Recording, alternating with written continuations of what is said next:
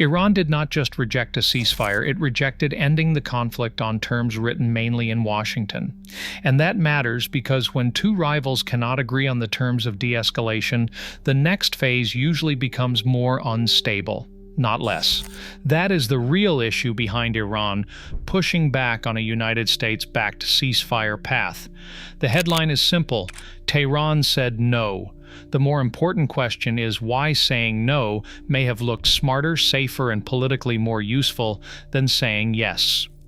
Reporting from Reuters, the Associated Press, the BBC, NPR, PBS, Deutsche Welle, and CNBC found that Iran rejected a United States-backed path to de-escalation and responded with conditions of its own. That does not automatically mean Iranian leaders want a longer conflict. It may mean they believe stopping now on American terms would cost them more than continuing the bargaining. That is why this moment matters. This is no longer just about military pressure or diplomatic messaging. It is about leverage, deterrence, credibility, and who gets to define what peace is supposed to look like. From Washington's perspective, the logic is easy to understand. The longer a crisis like this drags on, the harder it becomes to contain. Even before the conflict spreads visibly, the cost begins spreading first. Energy markets react, shipping insurers react, allies react, financial markets react. A confrontation that still looks regional on a map can become global in cost very quickly. That is why the United States would want an off-ramp before events move beyond anyone's control. But Tehran is looking at a different calculation. Iranian leaders are not just asking whether a ceasefire reduces danger. They are asking what it would mean to accept terms shaped mainly by the United States and what message that would send about Iran's strength, credibility, and ability to resist pressure. Inside Iran, that matters politically. Across the region, it matters strategically. To rivals, allies, and proxy networks watching closely, it matters symbolically. For Iranian leaders, agreeing too quickly to an American formula could look less like peace and more like surrender under pressure.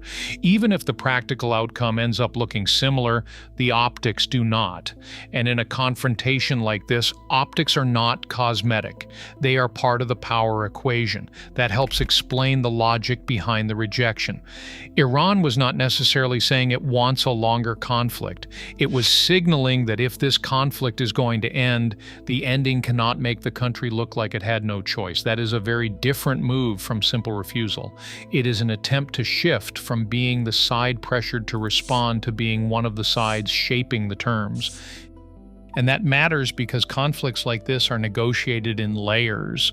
There is the security layer where force or the threat of force shapes behavior. There is the diplomatic layer where states test each other's bottom lines. And there is the psychological layer where each side tries to prove it can absorb pressure without folding. That last layer is often the most underestimated. If a government believes its credibility is on the line, it may reject a deal that looks reasonable from the outside simply because accepting it too early would send the wrong signal. This is where deterrence becomes critical. Deterrence is not just about military capability, it is also about what other actors believe a country is willing to endure. If Tehran wants its adversaries to think pressure will not quickly force concessions, then rejecting an initial ceasefire formula may itself be part of the message. In that sense, saying no can be a negotiating move, not the end of diplomacy, but the start of a harder round. That may be what we are seeing now. A proposal arrives. It is judged too one-sided, too premature, or too politically costly. So instead of accepting it, the targeted side pushes back, raises the price, and waits to see whether the other side wants a deal badly enough to move. This is risky, but it is not irrational. If Tehran believes Washington wants to prevent a broader regional crisis, then Iranian leaders may calculate that time, pressure, and strategic ambiguity can improve their leverage. In other words, if the United States wants the conflict to stop badly enough, it may eventually have to accept terms closer to what Iran can survive politically. Of course, this strategy can also backfire. Rejecting a ceasefire path can increase leverage, but it can also invite more pressure. If the other side sees the refusal as stalling, weakness, or bad faith, it may escalate rather than compromise. And once escalation begins affecting energy infrastructure, major bases, or commercial shipping routes, the room for error gets much smaller. That is why the broader regional picture matters. A confrontation between the United States and Iran does not stay neatly contained in one exchange. Energy infrastructure, proxy networks, shipping lanes, and allied security arrangements overlap in ways that turn local decisions into regional shocks. The Strait of Hormuz is one of the clearest examples. It is not just a strategic choke point. It is a reminder that any serious disruption in this region can ripple outward into the global economy. If markets begin to believe shipping could be disrupted, prices move, governments start contingency planning, insurance costs rise. The effects spread far beyond the original battlefield. That means every ceasefire discussion is happening under pressure from a larger question. Can this conflict be stopped before the indirect costs become as dangerous as the direct ones? That pressure does not fall equally on both sides, but it affects both of them. In Washington, there is likely concern about being pulled deeper into a conflict that becomes more expensive, more politically difficult, and harder to control with every passing week. In Tehran, there is likely concern about appearing to retreat under pressure and losing domestic legitimacy and regional standing. Neither government wants to look reckless. Neither government wants to look weak. And that is exactly what makes moments like this so unstable. Both sides may want an off-ramp, they just may not want the same off-ramp. That is the trap. From a distance, it can look as if peace is simply being refused, but from inside the negotiation, each side may believe it is still trying to shape the same outcome from a stronger position. The United States wants de-escalation without rewarding defiance. Iran wants de-escalation without appearing to have been forced into it. Those goals are not impossible to reconcile, but they are very hard to reconcile quickly.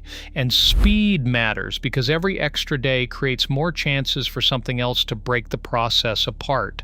A hit on a sensitive target, a disruption to energy infrastructure, a threat to commercial shipping, a domestic political shift in either capital, a move by a proxy force. Any one of those could harden positions and make compromise even harder. That is why the next phase will likely be shaped as much by signaling as by substance. More public statements, more warnings, more attempts to control the narrative, more indirect messages through intermediaries, possibly revised proposals behind the scenes. But until both sides see a settlement they can survive politically, each may keep trying to improve its bargaining position before it bends.